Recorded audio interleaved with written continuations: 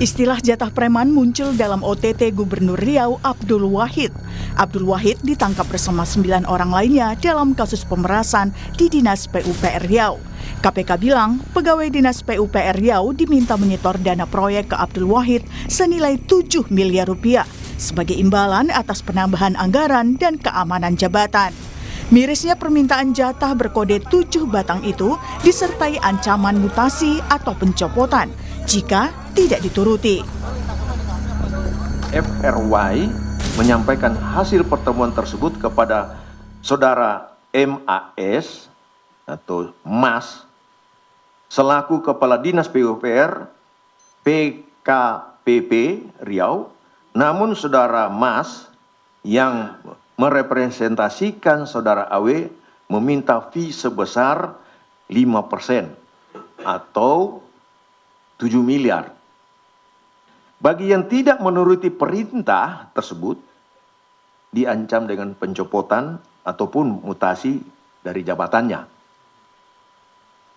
Di kalangan Dinas PUPR PKPP Riau, permintaan ini dikenal sebagai istilah jatah preman. Menanggapi kasus yang menjerat Gubernur Riau, Menteri Dalam Negeri Tito Karnavian bilang, kepala daerah yang menghadapi masalah hukum akan dinonaktifkan bila ditahan, dan wakil gubernur akan menggantikan gubernur sebagai pelaksana tugas atau PLT hingga perkara inkrah. Selanjutnya, DPRD akan menggelar rapat untuk mengusulkan wakil gubernur menjadi gubernur. Bukan diganti, itu undang-undang mengatakan kalau kepala daerah ya menghadapi masalah hukum, maka dia akan dinonaktifkan kalau dia ditahan. Kalau ditahan, kalau nggak ditahan tetap jalan terus.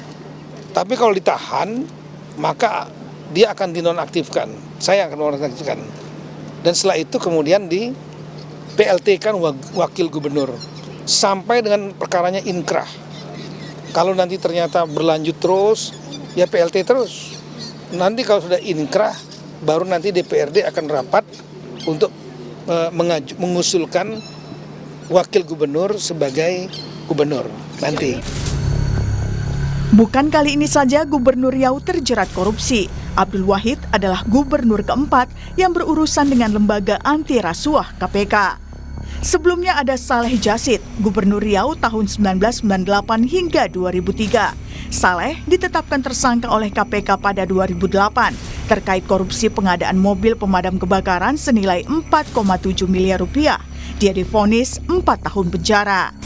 Setelahnya ada Rusli Zainal. Dia menjadi tersangka korupsi pada 2012 terkait proyek venue PON, suap anggota DPRD, dan izin usaha pemanfaatan hasil hutan kayu. Rusli divonis 10 tahun penjara. Ketiga ada Anas Ma'amun. Dia menjadi tersangka korupsi suap alih fungsi lahan kawasan hutan kebun kelapa sawit pada 2014. Anas divonis penjara 7 tahun. Tim Liputan Kompas TV. Istilah jatah preman atau japrem muncul dalam OTT Gubernur Riau Abdul Wahid. Istilah ini merujuk pada sejumlah dana yang harus diberikan kepada Abdul Wahid sebagai imbalan atas penambahan anggaran dan keamanan jabatan. Nilainya, saudara, mencapai 7 miliar rupiah. Lalu seperti apa sebenarnya jatah preman? Apakah benar ini kerap kali dianggap sebagai hal yang wajar dalam pemerintahan daerah? Kita akan bahas soal ini bersama dengan sejumlah narasumber. Sudah hadir ada 2 narasumber saya melalui sambungan daring. Yang pertama ada Dirjen Otonomi Daerah tahun 2010 hingga 2014, Profesor Jo Hermansyah Johan. Kemudian ada peneliti CSIS Edward Gani. Selamat pagi Prof Jo dan juga Pak Edward. Ya, pagi. Ya, sama-sama. Pagi Prof Jo. Iya, ini lagi rame nih istilah japrem jatah preman setelah Abdul Wahid Gubernur Riau ini tertangkap dalam operasi tangkap tangan oleh penyidik KPK. Saya mau ke Prof Jo dulu. Prof Jo, ini kan kalau kita lihat ya jatah preman ini jadi sebuah kewajaran, jadi dinormalisasi dalam pemerintahan daerah begitu ya. Saya tidak membahas soal pemerintahan daerah saja, sebenarnya pemerintahan pusat dan segala macam jadi istilah yang wajar dan kita seolah menormalisasi itu. Benarkah demikian? Ya gini, itu dalam praktek pengadaan barang dan jasa kita ya, khususnya ada model korupsi birokrasi dan ada juga korupsi politik namanya.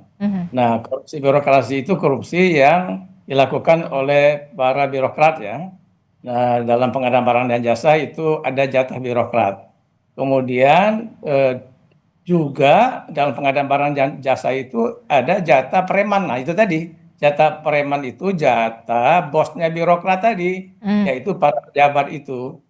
Itu ada dua model. Jadi kalau pejabatnya yang baik, yang benar, dia tegas itu tidak mau menerima fee dari manapun, ya, termasuk dari bawahannya. Kan tidak pantas dia menerima fee dengan memaksa bawahannya. Nah, sehingga dengan demikian bawahannya itu tidak berani macam-macam kalau pemimpinnya tidak minta-minta jatah itu.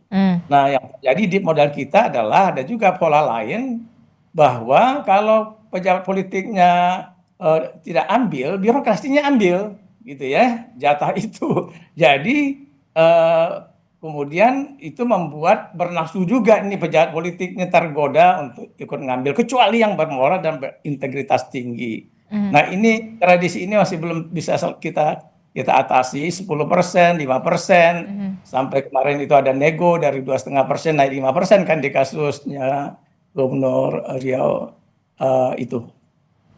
Oke, nah ini kan yang juga mirisnya ya, ini kan kali keempat itu artinya ya, gubernur seorang pemimpin daerah pertama begitu di Provinsi Riau terseret kasus di KPK. Sebelumnya kita tahu ada 3 gubernur Riau yang juga terjerat kasus di KPK. Nah, jadi dengan adanya jatah preman ini, jadi sepertinya di mana yang salah? Iya. Kalau kita cari akar masalahnya, sebetulnya bisa ditelisik dari ongkos pilkada yang mahal. Ongkos pilkada yang mahal, dan itu Ya, harus dikembalikan.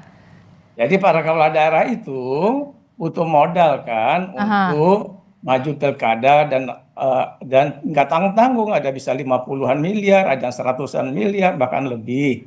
Nah, ketika mereka sudah menjabat dalam jabatan, itu caranya adalah dengan berusaha mengembalikan modal. Nah, lalu bagaimana cara pengembalian modal? Yang paling gampang ya dari pengadaan barang dan jasa prefisik. Nah, itu yang KPK kan terus menjaga, mengawasi, membina. Tapi kan lolos juga kayak model jatah preman itu kan susah ditelisiknya itu. Itu semacam success fee lah kayak gitu ya. Dia sudah selesai proyeknya lalu bagi-bagi rezeki, katakanlah begitu dari kontraktornya. Tapi kalau ini kan enggak dipaksa, ada juga yang ekstorsi dipaksa supaya kontraktornya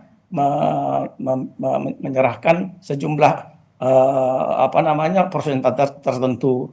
Jadi ini praktek ini makin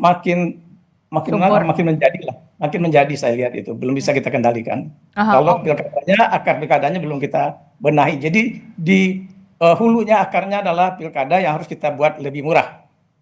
Oke, Anda sepakat Bung Edward, karena memang ini salah satunya adalah supaya balik modal kepala daerah, karena ongkos politik untuk menjadi kepala daerah nggak sedikit. Ya, kalau saya mau melihatnya dari gambaran yang lebih makro ya, Mbak Disti. Karena begini, ini kan kasus yang tidak unik sebenarnya untuk pejabat daerah. Karena kita tahu modus yang sama juga bisa saja terjadi di level pusat gitu. Meskipun sekarang kasusnya kasus gubernur nih.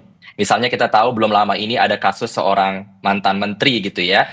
Juga sama pemerasan kepada aparatur sipil negara juga gitu. Dan tentu saja sehingga sekarang ini framingnya seakan-akan ini juga menambah gitu ya kasus-kasus di level pemerintah daerah. Tetapi apakah ini bisa kita langsung sangkut pautkan dengan biaya politik yang tinggi? Mungkin saja bisa iya, bisa tidak. Karena kita tahu ini gubernurnya juga bukan orang baru di politik, Mbak Disti. Ini kan juga dia sudah lama menjadi anggota DPRD gitu ya, lalu sudah menjadi anggota DPR. Jadi sebenarnya sudah tahu juga gitu model lapangan. Tadi saya mau garis bawahi itu kompleksitas korupsi birokrat dan juga jatah preman ini. Saya melihatnya justru ini soal leadership di mana para politisi yang mau menjadi pejabat publik ini juga seperti oportunis gitu. Dia melihat bahwa jabatan ini adalah sebuah celah gitu ya untuk bisa meraup keuntungan gitu, untuk memperkaya diri. Karena dia bukan orang baru di politik begitu ya. Dan saya ingin menggarisbawahi di situ sikap oportunis ini, dan ini baru berjalan 1 tahun pemerintahan gitu kan. Dan yang perlu digarisbawahi juga bahwa intensi ini sudah terjadi dari planning gitu, ya kan? Dari planning pembangunan, bahkan berarti sudah dipikirkan ketika dia mau menjabat gitu. Nah ini yang bagi saya menjadi hal yang lebih miris lagi, bahwa kita, para pemimpin kita, baik di level apapun, melihat politik dan pelayanan publik ini ya sebagai sebuah langkah-langkah oportunis untuk memperkaya diri sendiri. Dan kita tahu, bagi saya ini bisa jadi presiden yang cukup menyakitkan untuk daerah, karena daerah juga sedang dalam tekanan yang tinggi dari pemerintah pusat gitu. Hubungan pusat daerah saat ini menjadi sebuah isu yang besar di Indonesia, karena tentu saja dengan pemotongan anggaran yang semakin ketat begitu ya, di daerah ini jadi semakin terbebani. Dan yang bagi saya, yang paling terbebani itu adalah masyarakat sendiri. Mbak Disti dan Prof. Jo juga sudah tahu juga bahwa sekarang di daerah itu susah sekali melakukan pembangunan. Dan ketika kasus ini muncul, dan isunya adalah soal pengadaan untuk infrastruktur, tentu saja ini bisa menjadi sebuah kekecewaan yang begitu dalam gitu untuk masyarakat, terutama publik Riau, di mana tadi anggaran Riau sendiri sudah defisit gitu ya, lalu ada pemotongan anggaran daerah, dan sekarang ada kasus seperti ini untuk pemimpin pucuk pimpinan, yaitu seorang gubernur.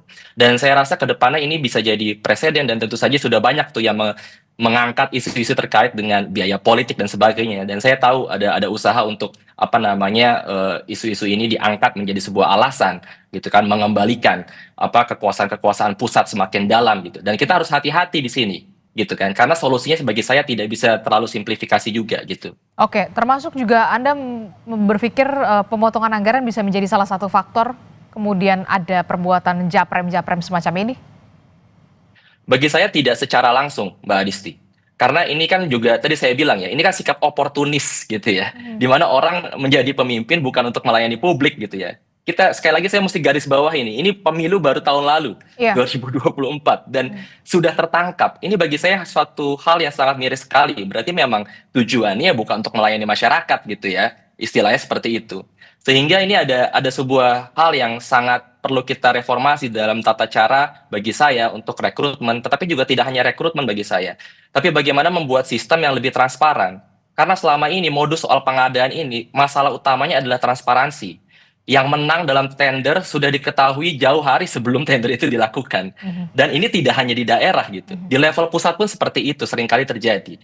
Jadi kita harus fokus bagi saya pada sistem, tidak orang per orangan. Karena kalau tidak, kita akan terus menerus gitu ya. Jatah preman ini justru kita makin lama tidak menyelesaikan masalah, tapi justru makin banyak preman-preman lainnya seperti itu. Oke, termasuk juga ada dugaan ancaman mutasi bahkan pencopotan jika tidak memberikan dalam tanda kutip jatah preman ini. Kalau kita lihat saja ini tersangkanya sudah ada gubernur, kemudian ada kadis PUPR, bahkan tenaga ahli. Ini miris sekali, ada dugaan pengancaman. Kalau ingin dalam tanda kutip aman posisinya, ya berikan saja japremnya.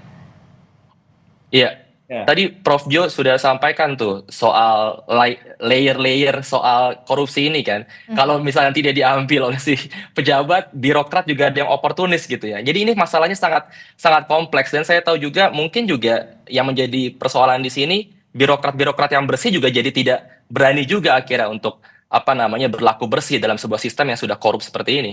Apalagi ada tadi pemaksaan. Jadi ekstorsi ya, itu kan prakteknya begini, mereka kepala daerah ini pejabat pembina kepegawaian, dia bisa mutasi pegawai. Nah, mulai dari praktek dalam pilkada yang kita gelar sekarang ini yang kemudian melahirkan kepala daerah yang korup itu caranya adalah untuk naik jabatan, beli jabatan. Kepala dinas PU itu Mas Gani itu ada harganya tuh, kepala dinas pendidikan ada harganya, nggak bisa sembarangan. Kalau nggak kasih uang itu nggak bisa dapat jabatan itu. Nah, lalu sesudah itu ketika dia menjabat pun kepala daerah masih bisa mencopot. Nah tadi ya kasusnya yang ada di Riau tadi, kalau tidak mau memenuhi permintaan gubernur maka dia akan dipindahkan atau dimutasi atau dinonjolkan.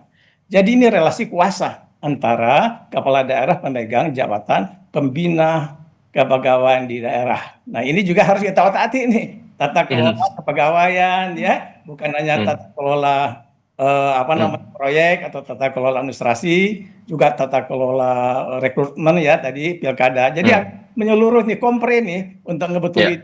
Mudah-mudahan bisa kita lakukan segera sih. Kalau enggak nih akan terulang lagi Mbak Risti ya. Oke, berarti Anda mengatakan ada aturan atau kemudian ada sistem yang memang harus dibenahi segera, direvisi segera. Jangan sampai kemudian ini terus berlarut-larut dan kita sampai menormalisasi permasalahan semacam ini. Begitu, Prof. Jo. Betul. Iya. Jadi mulai dari sistem pilkada, kemudian tadi sistem pengawasan, kemudian juga terkait dengan rekrutmen di partai politik ya. Dengan tata kelola manajemen kepegawaian yang membuat pegawai itu profesional, netral, dia bekerja dengan tidak ada intervensi administrasi yang menyebabkan dia kemudian tidak nyaman bekerja. Jadi kompleks lah. Itu yang harus kita tata urai satu-satu. Nah, dari mana awalnya ya penataan kepartaian, penataan sistem pemerintahan, tata kelola. Kemudian penataan manajemen kepegawaian dan keuangan, transparansi tadi, Mas Gani, ya, dan juga ke pendidikan masyarakat kita. Jadi civil society juga harus lebih diberdayakan, lebih kuat lah supaya mencegah seperti itu. Dan Dewan Perwakilan Rakyat Daerah kita itu kemana aja, DPRD itu kok bisa nambah uang lolos dari 70-an jadi 100 M gitu ya. Nah, bisa nambah di dalam perubahan anggaran. Nah, itu juga mungkin penting kita koreksi. Anda melihat ada pembiaran di sana? Ya, artinya ini ada semacam kesepakatan ketika ada kepala daerah baru naik, DPRD-nya kan juga baru menjabat. Nah, jadi mereka saling menjaga hubungan harmonis, sehingga tidak ada cut the spending dulu lah, ya nggak usah dipotong dulu anggarannya gitu, katakanlah begitu. Oke, kalau Bung Edbert, apa yang menurut Anda poin krusial yang sebenarnya harus segera direvisi atau kemudian dibenahi, jangan sampai ya itu tadi kita seolah-olah jadinya menormalisasi hal-hal semacam ini, jatah preman, kalau mau aman posisinya juga harus memberikan jatah juga kepada kepala daerah atau kepada pimpinan begitu ya. Kalau mau nafasnya panjang, mau nafas panjang atau nafasnya pendek, ibaratnya kan itu begitu. Ya, itu kan jadi ada beberapa hal. Yang pertama soal supply dan demand tadi kan sebenarnya persoalannya. Seakan-akan semuanya itu harus melakukan hal yang sudah terjadi sebelumnya menjadi sebuah kebiasaan gitu kan. Dan memutus itu kita perlu dua arah. Di birokrasi yang bersih gitu kan, itu kan satu institusi sendiri. Karena kepala daerah bisa datang dan pergi, tapi birokrasi bisa terus-terusan di situ. Karena itu dipakailah gitu kesempatan kepala daerah orang-orang baru ini gitu kan, menggunakan kewenangan yang tadi Prof. Jo sampaikan gitu kan, untuk memutasi dan sebagainya, sehingga dia membuat disrupsi. Nah, orang-orang di birokrasi karena ketakutan dan penuh ancaman juga, akhirnya juga harus bermain dengan situasi seperti itu. Ya kan, jadi dua arah ini kita harus mereformasi ya, dari birokrasi dan juga dari politik. Tapi saya mau garis bawahi Mbak Risti soal politiknya ini gitu ya. Tadi saya sudah sampaikan di awal, saya cenderung ingin melihat bahwa seorang kepala daerah seperti gubernur ini yang tertangkap ini oleh KPK, dia bukan orang baru di politik. Dia orang sudah pernah di DPRD. Ya kan, bahkan dia sudah pernah di DPR gitu, Prof. Jo. Jadi memang ini orang politik juga gitu. Kalau tadi kita bilang udah kita tahu mau ke lapangan lah DPRD, ibaratnya ya. dia sudah tahu lapangan. Makanya bagi saya ini yang musuh kita bersama adalah sikap oportunis gitu ya, dari seseorang untuk masuk politik gitu, untuk meruap keuntungan. Saya tidak mau melihat bahwa dia orang baru gitu ya, makanya dia langsung mencari-cari. Bagi saya justru dia sudah tahu informasinya, dia sudah tahu cara bermain yang tadi Prof. Jo sampaikan gitu, sudah sama-sama tahu dan sebagainya. Sehingga 1 tahun Mbak Disi, lagi-lagi ini bagi saya sebuah hal yang sangat miris sekali, baru terpilih, ya kan? Seakan-akan legitimasi masyarakat itu tidak ada apa-apanya gitu, tidak ada artinya gitu, untuk bisa melakukan pelayanan-pelayanan publik yang lebih berkualitas. Jadi bagi saya partai politik di sini juga harus bertanggung jawab gitu. Karena kenapa? Karena tadi rekrutmen gitu ya, bahkan orang lama di dalam partai tidak serta-merta bisa bebas gitu. Kaderisasi yang lama pun tidak serta-merta bisa bebas dari perilaku yang koruptif seperti itu. Jadi memang saya setuju sekali untuk dalam konteks politik kita harus benar-benar mereformasi partai politik kita, kaderisasi, bagaimana seorang leadership yang memang untuk pelayan masyarakat plus sistemnya. Dan saya setuju sekali dengan Prof. Jo tadi, ini berbagai arah nih yang harus direform. Reform politiknya, pilkadanya, ya kan, aparatur sipil negaranya juga gitu, dan semuanya harus dalam satu paket yang sama gitu. Oke, jadi intinya kita tidak bisa menghasilkan pemimpin yang bersih kalau rekrutmennya saja sudah tidak bersih, begitu? Ya, ya. Itu salah satunya, tentu saja. Betul. Ya, kalau masuk sampah ya keluar sampah dong, Mbak Risti, ya kan? Nah, yang kita masukin itu kan kepemimpinan yang nggak bermutu, nggak berkualitas, katakan begitu. Maka kita mau dapetin pemimpin yang berkualitas. Lalu rakyat pemilih pun juga begitu. Dia memilih pemimpin bukan karena kualitas, kompetensi, integritas, tapi karena isi tas kan. Jadi sembako yang dibagikan, kemudian uang yang disebar, ya, serangan fajar, yang kasih 300.000 kalah kalau yang kasih 500.000. Mas Gani di Riau saya dapat cerita ada gubernur yang kalah cuma kasih 3 sembako, tapi kalau 7 sembako menang dia. Oke, jadi popularitas, isi tas, dan yang terakhir baru kapabilitas, begitu ya. Dan tentu saja kita berharap ada pembenahan yang secara masif dan komprehensif yang harus segera dilakukan. Jangan sampai kemudian ada japrem-japrem selanjutnya. Terima kasih Dirjen Otonomi Daerah tahun 2010 hingga 2014, Profesor Jo Hermansyah Johan, kemudian juga ada peneliti CSIS, Bung Edward Gani telah bergabung bersama kami. Sehat selalu Bapak-Bapak, Assalamualaikum, selamat pagi. Amin, ya. Terima kasih ya, selamat. Saudara, informasi penting.